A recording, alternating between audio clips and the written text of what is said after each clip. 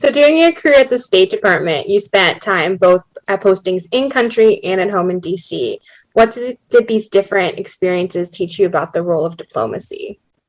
Well, working in the District of Columbia, the capital, is very different from working overseas.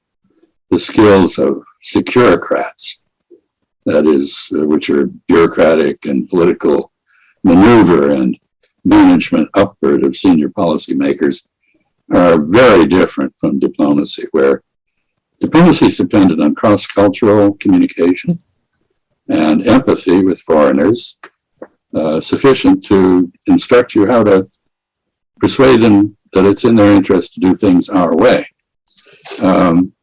So I would say the courtiers, that is the people who hang around the court or the capital, to succeed have to be sycophants. They have to pander to their superiors. Diplomats have to be persuasive to their peers. And I think it's a big mistake to assume that work on foreign policy in the capital automatically equips someone with the skills necessary to implement foreign policy abroad. They're very different worlds. So which did you prefer? I like operating overseas. I think I turned out to be a pretty good bureaucratic infighter. I can do that, but I get much more satisfaction out of persuading a foreigner to do something the United States wants them to do than I do out of getting a clearance on a paper in a bureaucracy. Do you have any final thoughts that you'd like to share? United States has been for 150 years pretty much unchallenged as the greatest power on the planet. And we're losing that status.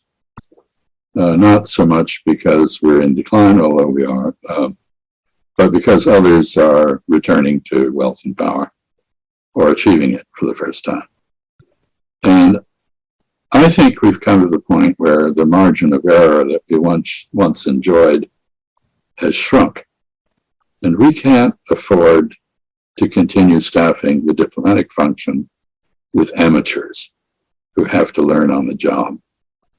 If we're going to compete, and we do need to, we must be as professional in our diplomacy as we are in our warfare.